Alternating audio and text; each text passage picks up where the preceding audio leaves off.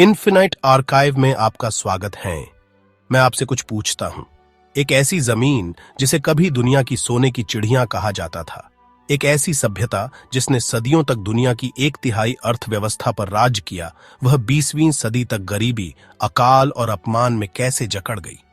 एक ऐसा देश जिसने अपने मसालों से रोम को चकित किया, अपने कपड़ों से चीन को मोहित किया और अपनी समृद्धि से यात्रियों को विस्मित किया। वह बाद में तीसरी दुनिया का देश कैसे बन गया। और सबसे बड़ा सवाल, अगर भारत इतना अमीर था, अगर भारत इतना उन्नत था, तो आज भारत सबसे अमीर देश क्यों नहीं है। यह सिर्फ अर्थव्यवस्था के बारे में नहीं है, यह शक्ति, शोषण, अस्तित्व और सदियों की चोरी के बारे में है। यह कहानी भारत की विफलता की नहीं, बल्कि भारत के व्यवस्थित विनाश की है। तो आइए समय में पीछे चलते हैं और उस असली कारण का पता लगाते हैं कि आज भारत सबसे अमीर देश क्यों नहीं है। इससे पहले कि हम गिरावट की बात करें, हमें पूछना होगा, आखिर भारत के पास ऐसा क्या था जिसने उसे इतना शक्तिशाली बना दिया। आर्थिक इतिहासकार एंगस मैडिसन के अनुसार लगभग 700 सालों तक भारत का विश्व जीडीपी में सबसे बड़ा हिस्सा था। जरा सोचिए, 8 ईस्वी से लेकर लगभग 1700 ईस्वी तक भारत लगातार दुनिया की कुल संपत्ति का 25 से 35% उत्पादन करता था। क्या आप आज इस पैमाने की कल्पना भी कर सकते हैं। क्या यह सिर्फ कृषि थी? नहीं। क्या यह सिर्फ व्यापार था? बिल्कुल नहीं। यह एक पूरा सिस्टम था। भारत की कृषि बेजोड़ थी, उपजाऊ मैदान, अनियमित मॉनसून और दुनिया की सबसे बड़ी आबादी में से एक को खिलाने की क्षमता। इसका कपड़ा उद्योग पौराणिक था। बंगाल की मलमल, कोरोमंडल की छींट, गुजरात के कैलिको और कश्मीर की शॉलें। क्या आप जानते थे कि प्रसिद्ध मलमल को बुनी हुई हवा कहा जाता था, क्योंकि आप इसे एक अंगूठी से कई गज तक खींच सकते थे। इसका स्टील, जिसे वुड्स कहा जाता था, इतना बेहतर था कि इसने प्रसिद्ध दमिश्क ब्लेड को प्रेरित किया। भारत के मसाले इतने कीमती थे कि यूरोपीय राष्ट्रों ने उन्हें हासिल करने के लिए पूरे बेड़ों को जोखिम में डाल दिया। अगर रोमन इतिहासकार प्लिनी द एल्डर ने शिकायत की थी कि भारत से आयात के कारण रोम अपनी दौलत गंवा रहा है, तो क्या यह आपको यह नहीं बताता कि भारत का व्यापार संतुलन कितना मजबूत था। तो यहां असली सवाल यह है, अगर भारत इतना धनी था, इतना उत्पादक था, वैश्विक व्यापार से इतना जुड़ा हुआ था, तो क्या हुआ। चलो इस पर विचार करते हैं। क्या कोई प्राइवेट कंपनी किसी सभ्यता की अर्थव्यवस्था को खत्म कर सकती है? असंभव लगता है ना? लेकिन ठीक यही हुआ। ईस्ट इंडिया कंपनी, जो 1600 में बनी थी, एक विजेता के तौर पर नहीं, बल्कि एक व्यापारी के तौर पर आई। 1.5 सदी तक उसने मुगल बादशाहों से व्यापार के अधिकार मांगे, भारतीय सामान चांदी और सोने से खरीदा। भारत इतना मजबूत था कि उसे सीधे जीता नहीं जा सकता था। लेकिन फिर इतिहास बदल गया। 18वीं सदी में मुगल साम्राज्य कमजोर हुआ, क्षेत्रीय शक्तियां उभरी और राजनीतिक अस्थिरता ने अवसर पैदा किए। कंपनी, जो सिर्फ व्यापार ही नहीं बल्कि सिपाहियों की एक निजी सेना से भी लैस थी, ने व्यापारियों से शासकों की अपनी रणनीति बदल दी। और 1755 में प्लासी का युद्ध एक मोड़ था। रॉबर्ट क्लाइव ने एक छोटी सेना और रिश्वत के दम पर बंगाल के नवाब को हरा दिया। लेकिन बंगाल सिर्फ कोई प्रांत नहीं था, यह भारत का सबसे अमीर हिस्सा था, एक ऐसी भूमि जहां रेशम, मलमल और भारी कर राजस्व का उत्पादन होता था। तो आइए हम पूछते हैं, क्या यह सिर्फ एक लड़ाई थी या इतिहास का सबसे बड़ा कॉरपोरेट अधिग्रहण था। 1767 तक कंपनी ने दीवानी अधिकार हासिल कर लिए, बंगाल में कर वसूलने का अधिकार। अचानक व्यापार हमेशा के लिए बदल गया। पहले कंपनी को सामान के लिए चांदी में भुगतान करना पड़ता था। प्लासी के बाद उन्होंने भारतीय सामान खरीदने के लिए बस भारतीय करों का इस्तेमाल किया। असल में उन्होंने मुफ्त में उत्पादों को लूटा। क्या आप कल्पना कर सकते हैं कि इसका बंगाल की अर्थव्यवस्था पर क्या असर पड़ा। दुनिया के सबसे अमीर क्षेत्रों में से एक भुखमरी का शिकार हो गया। यहीं से ड्रेन ऑफ वेल्थ यानी धन निकासी की कुख्यात अवधारणा सामने आती है। औपनिवेशिक राज से पहले भारत एक समृद्ध अर्थव्यवस्था वाला देश था। सोना और चांदी यहां आते थे क्योंकि दुनिया भर के लोग भारतीय सामान चाहते थे।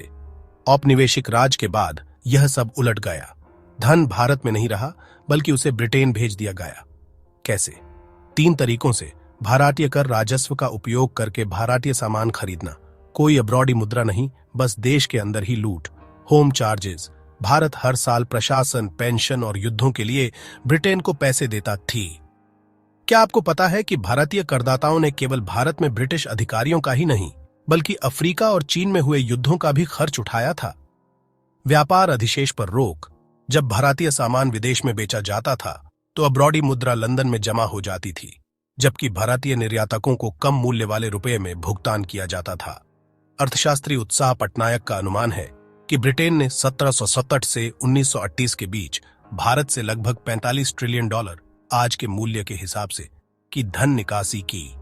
रुकिए और सोचिए, $45 ट्रिलियन। क्या यह चौंकाने वाली बात नहीं है कि इतिहास की इस सबसे बड़ी डकैती पर वैश्विक कक्षाओं में शायद ही कभी चर्चा होती है? अगर यह धन भारत में ही रहता तो क्या आज हम भारत की गिनती सबसे अमीर देशों में नहीं कर रहे होते? लेकिन चोरी काफी नहीं थी। ब्रिटेन ने भारत के उद्योगों को भी तबाह कर दिया। भारत को सदियों से दुनिया की वर्कशॉप कहा जाता था, लेकिन ब्रिटेन में औद्योगिक क्रांति के बाद अचानक भारतीय कपड़ा एक खतरा बन गया। ब्रिटिश बुनकर बंगाल के मलमल या गुजरात के कपास से मुकाबला नहीं कर पाए, तो उन्होंने क्या किया? उन्होंने ब्रिटेन में प्रवेश करने वाले भारतीय कपड़े पर 80% शुल्क लगा दिया। उन्होंने कुछ भारतीय कपड़ों पर पूरी तरह से प्रतिबंध लगा दिया। उसी समय उन्होंने लगभग बिना किसी शुल्क के ब्रिटिश मशीन से बने कपड़े को भारत में आने दिया। तो आइए सोचते हैं, एक भारतीय बुनकर कैसे मुकाबला कर सकता था? उसे विदेश में रोका गया और घर में कुचला गया। लाखों कारीगरों ने अपनी आजीविका खो दी। पूरे शहर खामोश हो गए। भारत के जहाज निर्माण और इस्पात उद्योगों को भी जानबूझकर बंद कर दिया गया क्योंकि वे ब्रिटिश डोमिनेंस के लिए खतरा थे।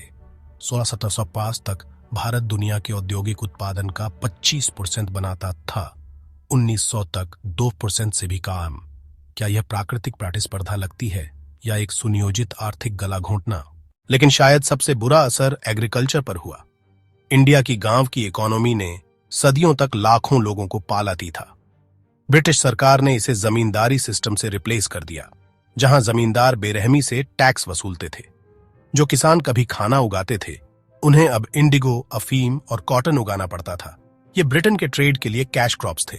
नतीजा, बार बार अकाल पड़े। 1770 का बंगाल अकाल, जिसने 10 मिलियन लोगों की जान ले ली, जो बंगाल की पॉपुलेशन का 1/3 था। 1878 के महान अकाल ने 5 मिलियन और लोगों को मार डाला। और फिर भी इन अकालों के दौरान इंडिया ने ब्रिटेन को अनाज निर्यात किया। क्या यह मिसमैनेजमेंट लगता है या नीतिगत जिनोसाइड? फिलोसोफर अमर्त्य सेन ने एक बार कहा था, अकाल डेमोक्रेसीज में नहीं पड़ते, लेकिन कॉलोनियल ऑटोक्रेसी के तहत अकाल कंट्रोल के टूल्स थे।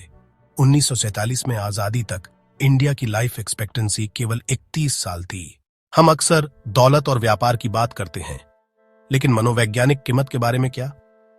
भारत को सिर्फ धन से ही नहीं लूटा गया था, उसकी गरिमा भी छीन ली गई थी। अंग्रेजों ने एक कहानी गढ़ी कि भारत गरीब, पिछड़ा हुआ और स्वशासन के काबिल नहीं था। अंग्रेजी शिक्षा इसलिए शुरू नहीं की गई थी कि लोगों को सशक्त बनाया जा सके, बल्कि क्लर्क बनाने के लिए। एक ऐसा वर्ग जो खून और रंग से भारतीय हो, लेकिन स्वाद में अंग्रेजी हो, जैसा कि मैकाले ने कहा था। यह हैरान करने वाली बात नहीं है। एक सभ्यता जिसने ऑक्सफोर्ड से सदियों पहले नालंदा और टाक्षशिला में यूनिवर्सिटीज बनाई थीं, उसे असभ्य बताया गया। जिन लोगों ने गणित, खगोल विज्ञान और चिकित्सा में पायोनियरिंग काम किया, उन्हें हीन महसूस कराया गया। उपनिवेशवाद ने सिर्फ पैसा ही नहीं बहाया, उसने आत्मविश्वास भी खत्म कर दिया। और उस आत्मविश्वास को फिर से बनाना शायद सबसे मुश्किल काम है। पर रुकिए, आप पूछ सकते हैं, क्या चीन और दूसरे देश भी उपनिवेश नहीं थे? भारत इतना बुरा क्यों गिरा? चीन ने उपनिवेशवाद का विरोध किया, हालांकि उसे अफीम युद्धों से बहुत नुकसान हुआ। जापान पश्चिम के लिए संक्षिप्त रूप से खुलने के बाद मेजी बहाली के तहत तेजी से आधुनिक हुआ। पर भारत राजनीतिक रूप से खंडित, आर्थिक रूप से शोषित और व्यवस्थित रूप से फिर से इंजीनियर किया गया, फंस गया था। यह सवाल है, अगर भारत ने जापान का रास्ता अपनाया होता, तेजी से औद्योगिकरण किया होता बजाय इसके कि उसे व्योद्योगीकरण के लिए मजबूर किया जाता, तो क्या वह सबसे अमीर बना रह सकता था? बिल्कुल। बंगाल में सन्यासी विद्रोह से लेकर नील विद्रोह तक और 1856 के महान विद्रोह तक भारतीयों ने विरोध किया। दादा भाई नौरोजी जैसे अर्थशास्त्रियों ने ड्रेन ऑन ऑफ वेल्थ का पर्दाफाश किया। महात्मा गांधी जैसे नेताओं ने आर्थिक प्रतिरोध को राजनीतिक संहोम्श में बदल दिया। स्वदेशी आंदोलन के जरिए ब्रिटिश कपड़ों का बहिष्कार किया। जरा सोचिए, क्या चरखा सिर्फ एक प्रतीक से बढ़कर नहीं था, वह आर्थिक आजादी का हथियार था। जब 1947 में भारत को आखिरकार आजादी मिली, तो उसे क्या मिला?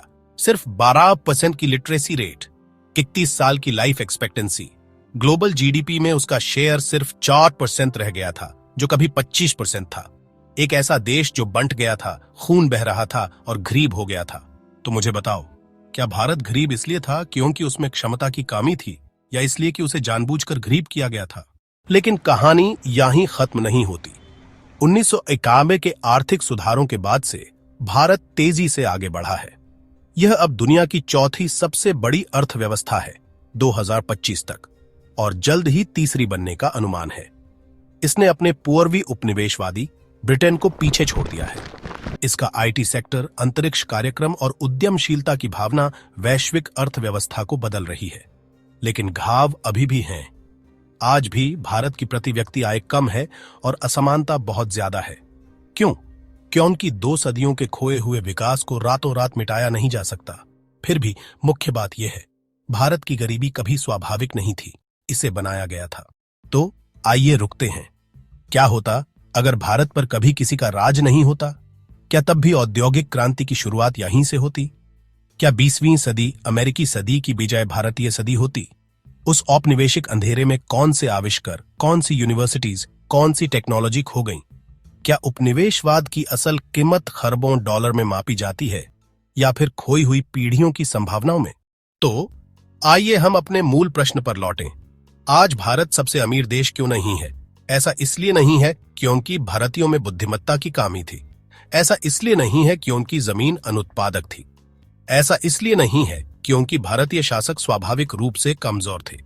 ऐसा इसलिए है क्योंकि 2 सदियों तक भारत के धन को सोखने, उसके उद्योगों को खत्म करने, उसकी कृषि को बिगाड़ने और उसकी आत्मा को कुचलने के लिए शोषण की एक प्रणाली को सावधानीपूर्वक तैयार किया गया था। धन खोया नहीं था, उसे ले लिया गया था। और जैसे जैसे भारत आज फिर से उभर रहा है, एक के बाद एक अर्थव्यवस्था को पीछे छोड़ रहा है, यह हमें पूछने पर मजबूर करता है, क्या यह सिर्फ एक वापसी है, या यह एक बाधित नियति की बहाली है? यह था इन्फिनिट आर्काइव, इतिहास के भूले बिसरे सच को उजागर करते ह्यू। अगर आपको यह कहानी आंखें खोलने वाली लगी तो इस वीडियो को लाइक करें, शेयर करें और हमारे अतीत की और भी छिपी हुई कहानियों के लिए सब्सक्राइब करें। अब मैं आपसे पूछता हूं, आपके हिसाब से भारत ने अपने औपनिवेशिक अतीत के लिए क्या असली कीमत चुकाई? खरबों डॉलर, लाखों जिंदगियां, या सदियों का वह नवाचार जो कभी हुआ ही नहीं?